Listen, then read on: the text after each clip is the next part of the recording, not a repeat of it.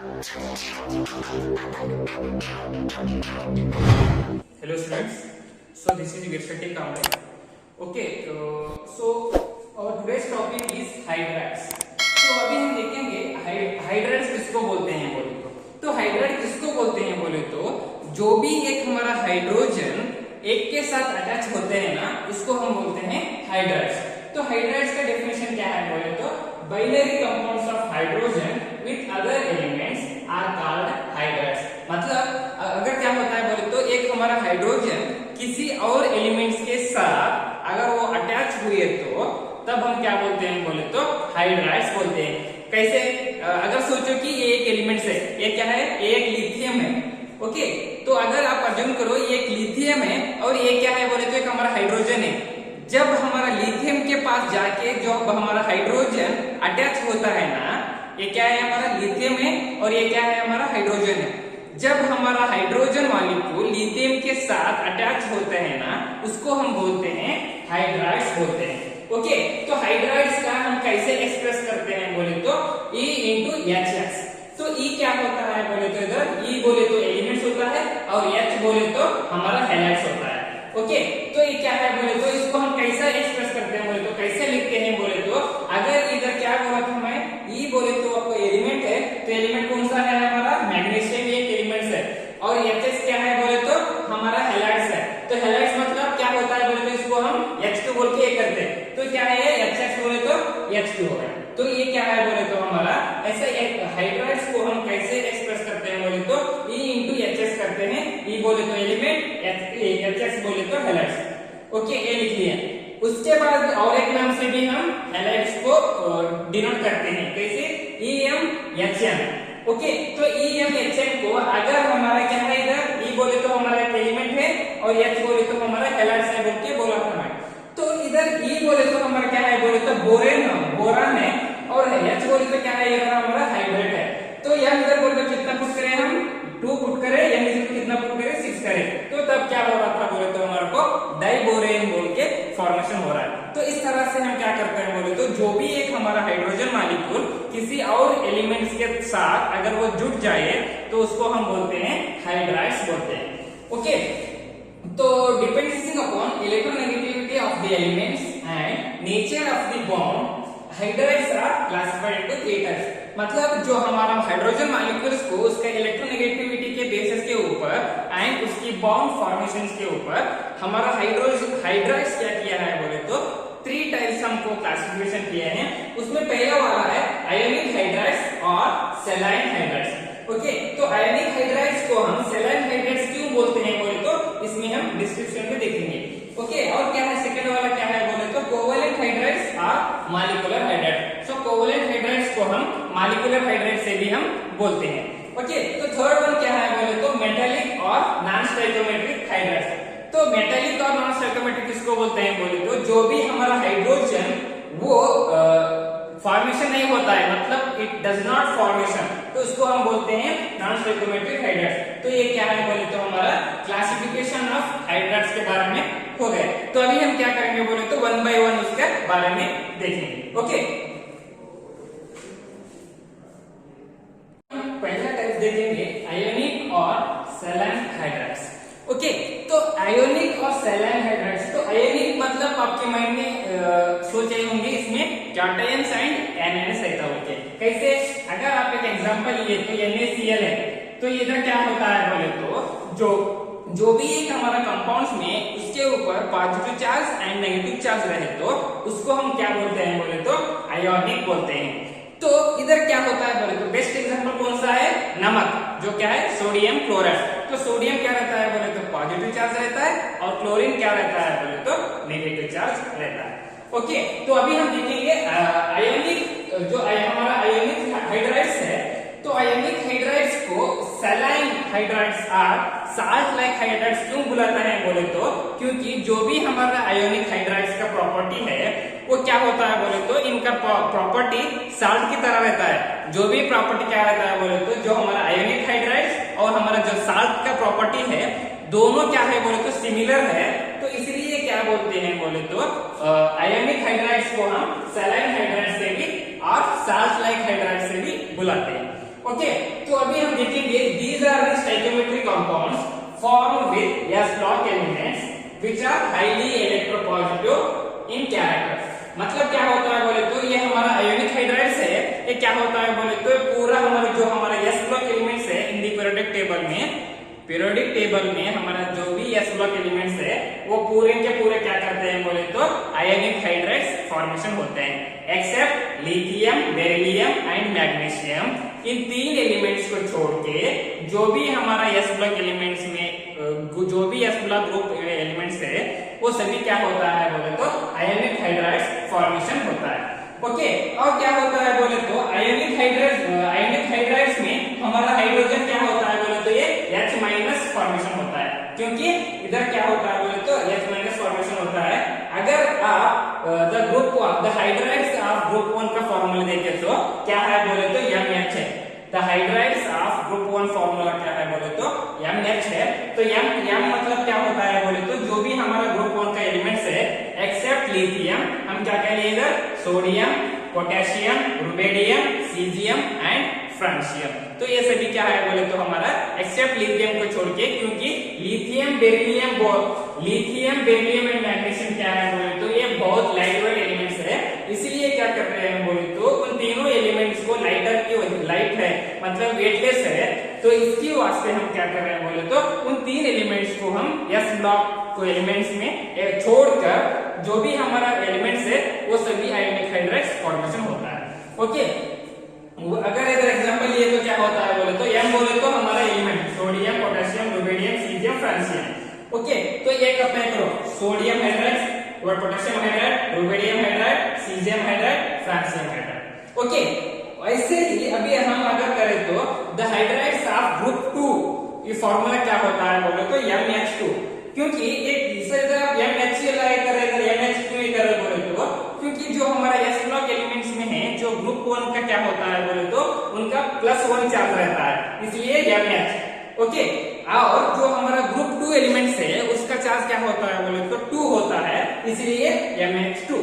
Okay, तो group 2 के elements में क्या है बोले तो एक्सेप्ट मैग्नीशियम, हम जो अभी सभी हमारा एलिमेंट्स में है वो सभी क्या करते हैं बोले तो आयोनिक हाइड्राइड फॉर्मेशन होता है। कौन कौन सा? Calcium, strontium, barium, radium.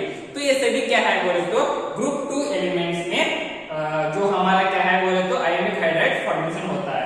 अगर एग्जांपल देखें तो क्या है बोले तो calcium hydride, strontium hydride, barium hydride और रेडियम हाइड्राइड। ओके, तो इस तरह से हम क्या करते हैं बोले तो ये क्या है बोले तो हमारा आयोनिक हाइड्राइड्स हो गए। ओके, अभी आयोनिक हाइड्राइड्स में आपको स्टोइकोमेट्रिक कंपाउंड्स बोल के आए थे। तो what are stoichiometric compounds means the hydrides have definite composition of hydrogen. मतलब क्या होता है बोले तो इसमें हाइड्रोजन इतने ही मोल के मतलब ये फिक्स रहता है कि इतना हाइड्रोजन ही चाहिए उनके जो हमको क्या होता है बोलते नीड रहता है ना, उसको हम क्या बोलते हैं बोले तो स्टोइकोमेट्रिक कंपाउंड्स बोलते हैं। मतलब हाइड्रोजन का क्या होता है बोले तो एक डेफिनेट रहता है, डेफिनेट कंपोजिशन मतलब इतना ही हाइड्राइड चाहिए, इतना ही हाइड्रोजन चाहिए बोल के रहता है, उस कंपाउंड्स को हम क्या बोलते हैं बोले तो स्टोइकोमेट्रिक कंपाउंड्स बोलते हैं। वही नॉन स्टोइकोमेट्रिक कंपाउंड किसको बोलते हैं बोले तो the hydrides do not have definite composition of hydrogen. मतलब एक हाइड्राइड्स में हमको हाइड्रोजन का इतना ही चाहिए उतना ही चाहिए, उनको उधर फिक्स्ड कंपोजिशन नहीं रहता है, बल्कि जितना चाहिए उतना रहता है। मतलब ऐसा कुछ भी नहीं कि रूल्स इतना ही चाहिए बोल के नहीं रहता है, उसको हम बोलते हैं नॉन स्टोइकोमेट्रिक कंपाउंड्स। ओके, तो अभी हम देखेंगे यूजेस ऑफ आयोनिक हाइड्राइड्स। तो आयोनिक हाइड्राइड्स के बारे में तो हम देखे थे, तो क्या यूजेस है इसके बारे में, क्यों पढ़ रहे हैं हम बोल के। ओके, तो आयोनिक हाइड्राइड्स क्या है बोले तो it is they are used as reducing agent. तो हम क्या कर रहे हैं बोले तो रेड्यूसिंग एजेंट्स के लिए ये करें। तो रेड्यूसिंग एजेंट्स किसको बोलते हैं बोले तो एडिशन ऑफ हाइड्रोजन और addition of removal of oxygen के लिए क्या होता है बोले तो addition of oxygen and removal of oxygen करने के लिए हम क्या करते हैं बोले तो रेड्यूसिंग एजेंट्स यूज करते हैं। तो कौन कौन से रेड्यूसिंग एजेंट्स यूज करते हैं बोले तो lithium aluminium tetrahydrates and sodium boro tetrahydrates. ये क्या है बोले तो दोनों they are the best reducing agents. तो जो भी आपको ऑर्गेनिक केमिस्ट्री में आता है ये दोनों रिएजेंट्स हम क्या करते हैं बोले तो यूज करते हैं। तो अगर आपको पूछे तो which one is the most reducing agents बोले तो पहला वाला क्या है बोले तो लिथियम एल्यूमिनियम हाइड्रेट्स है एंड सेकंड सेकेंड वन क्या है बोले तो सोडियम बोरोहाइड्राइड्स है। ओके, तो इसके बाद क्या करता है बोले तो इधर they are used as a source of hydrogen. कौन सा भी एक हाइड्रोजन के लिए हम क्या करते हैं बोले तो आयनिक हाइड्राइड्स यूज करते हैं। ओके, तो ये सभी क्या था बोले तो आयनिक हाइड्राइड्स के बारे में देखे थे। अभी हम देखेंगे सेकेंड टाइप। ओके, ये सेकेंड टाइप्स ऑफ हाइड्राइड्स के बारे में। तो सेकेंड वाला क्या है बोले तो मेटेलिक और नॉन स्टोइकोमेट्रिक हाइड्राइड्स। तो मेटेलिक हाइड्राइड्स को हम नॉन स्टोइकोमेट्रिक हाइड्राइड्स के नाम से भी हम बुलाते हैं। क्यों बुलाते हैं अभी मैं बोला था, क्योंकि नॉन स्टोइकोमेट्रिक कंपाउंड जो है उसमें क्या होता है बोले तो the hydrides which do not have definite composition of hydrogen. मतलब एक हाइड्राइड्स में जो हमारा हाइड्रोजन का रहता है क्या, जो हाइड्रोजन का डेफिनेट कंपोजिशन मतलब इतना ही हाइड्रोजन मॉलिक्यूल्स बोल के उधर कुछ भी ऐसा डेफिनेट कंपोजिशन नहीं रहता है, तो उसको हम बोलते हैं नॉन स्टोइकोमेट्रिक हाइड्राइड्स। ओके, तो मेटेलिक हाइड्राइड्स, मेटेलिक और नॉन स्टोइकोमेट्रिक हाइड्राइड्स को हम ये क्या होता है बोले तो जब हम पीरियड टेबल देखें तो इसमें जो हमारा D block elements and f block elements है वो सभी क्या होता है बोले तो मेटेलिक हाइड्राइड्स फॉर्मेशन होता है। सर क्या ऐसा बोले तो फॉर एग्जांपल अगर देखें तो डी ब्लॉक एलिमेंट्स को हम क्या बोलते हैं, ट्रांजिशन मेटल्स बोलते हैं, और एफ ब्लॉक को हम क्या बोलते हैं, इनर ट्रांजिशन एलिमेंट्स बोलते हैं। तो in this d block and f block elements except the group 6, 7, 8, 9, मतलब जो हमारा क्या होता है बोले तो डी ब्लॉक एलिमेंट्स में ग्रुप नंबर 6, 7, 8, 9 को छोड़कर सभी एलिमेंट्स क्या होता है बोले तो मेटेलिक हाइड्राइड्स फॉर्मेशन होता है। ओके, तो मेटेलिक हाइड्राइड्स को हम इंटरस्पेशियल हाइड्राइड्स भी बुलाते हैं। क्यों? क्योंकि जब एक कंपाउंड फॉर्मेशन हो रहा था ना, जब होने के वक्त हमारा हाइड्रोजन मॉलिक्यूल क्या करता है बोले तो hydrogen being a small in size, hydrogen हमारा छोटा साइज है, इसलिए क्या करता है बोले तो ये कौन सा भी एक मेटल्स के इन बिटवीन में आके क्या करता है बोले तो वो छुपकता है। ओके, फॉर एग्जांपल ये क्या है बोले तो एक मेटल्स है, तो मेटल्स रहे तो क्या करता है बोले तो हाइड्रोजन क्या रहता है हमारा स्मॉल साइज है, मतलब हाइड्रोजन का साइज क्या है बहुत छोटा है, इसलिए क्या करता है बोले तो वो कहां पर भी कौन सा भी मेटल दिखे तो इन बिटवीन के बीच में क्या करता है बोले तो घुस जाता है। ओके, तो ये इस घुसने की वजह से हम क्या करते हैं बोले तो इंटरस्टेशियल हाइड्राइड्स बोलते हैं। इंटरस्टेशियल मीनिंग क्या होता है बोले तो इन बिटवीन द हाइड्राइड्स, मतलब जो भी एक मेटल्स के बीच में जो हमारा हाइड्रोजन मॉलिक्यूल्स अगर वो उसके बीच में घुस गए तो उसको हम बोलते हैं इंटरस्टेशियल हाइड्राइड्स बोलते हैं। तो मेटेलिक हाइड्राइड्स को हम इंटरस्टेशियल हाइड्राइड के नाम से भी बुलाते हैं। ओके, तो एग्जांपल देखें तो क्या होता है बोले तो ये क्या है, लैंथेनियम हाइड्राइड्स का जो हम लैंथेनियम एंड जो हाइड्राइड्स क्या है बोले तो इन बिटवीन का रेंज कितना है बोले तो ये 2.87 है, एंड जर्कोनियम हाइड्राइड्स का रेंज कितना है बोले तो ये 1.92। ये क्या रहता है बोले तो फिक्स कंपोजिशन रहता है, मतलब लैंथेनियम हाइड्राइड्स का क्या रहता है बोले तो ये 2.87 रहता है, एंड जर्कोनियम का क्या रहता है बोले तो 1.92 रहता है। तो ये क्या हो गया बोले तो मेटेलिक और नॉन स्टोइकोमेट्रिक हाइड्राइड्स हो गया। तो इसमें से थोड़ा क्या है बोले तो hydrogen storage as a source of energy. तो हाइड्रोजन को हम कैसे स्टोर करके एक एनर्जी के थ्रू में हम यूज करते हैं बोल के कर रहे हैं। अगर आपको पता होगा कि पानी से हम करंट्स क्या करते हैं बोले तो प्रोड्यूस करते हैं, तो इसके वास्ते से हम क्या करते हैं बोले तो जो बड़ा बड़ा डैम है, तो बड़ा बड़ा डैम में हम पानी को स्टोर करके उस तरफ से हम क्या करते हैं बोले तो रिसाइकलिंग जो हम साइकिल के थ्रू से क्या होता है बोले तो हम करंट प्रोड्यूस करते हैं। अगर आप ये करें तो इधर आंध्र में क्या है बोले तो नागार्जुन सागर बोल के है। ओके, तो उस तरफ क्या करते हैं बोले तो वो पूरे डैम में, एक बड़ा सा डैम में पानी क्या करता है बोले स्टोरेज रखता है। तो पानी स्टोरेज रख के क्या करता है बोले तो उसको पूरा रिसाइकलिंग पूरा साइक्लिंग थोड़ा उनका थोड़ा प्रोसेस है, तो प्रोसेस के थ्रू से क्या करते हैं बोले तो हमारा जो पानी है, तो पानी से हम क्या करते हैं बोले तो करंट प्रोड्यूस करते हैं। ओके, तो इसमें से भी क्या है बोले तो हम हाइड्रोजन को हम स्टोरेज करके कैसे एनर्जी हम निकल रहे हैं, मतलब प्रोड्यूस कर रहे हैं बोल के अभी हम देखेंगे कैसे कर रहे हैं बोले तो the property of absorption of hydrogen gas on transition metals.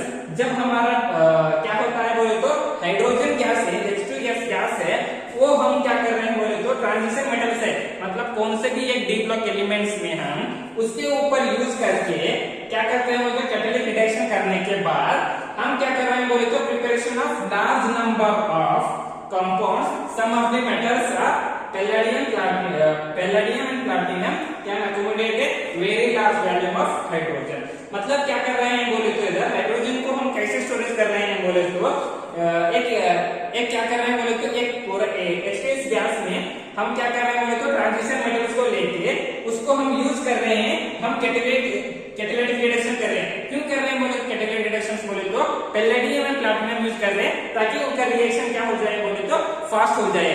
वो फास्ट होने के थ्रू से हम क्या कर रहे हैं बोले तो palladium and platinum catalyst use कर रहे हैं। और यूज करने के बाद क्या हो रहा है बोले तो जब हमारा थोड़ा कंपाउंड्स है पैलेडियम प्लैटिनम उसको बहुत ज्यादा वैल्यू में हम यूज करके तब हम क्या हो रहा है बोले तो हाइड्रोजन को स्टोरेज से हमको एनर्जी मिल रहा है।